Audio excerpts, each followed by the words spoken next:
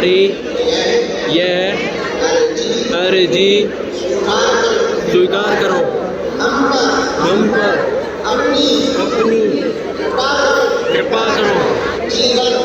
जीवन भर आपके चरणों से जुड़े रहेंगे। हम पर कृपा करो।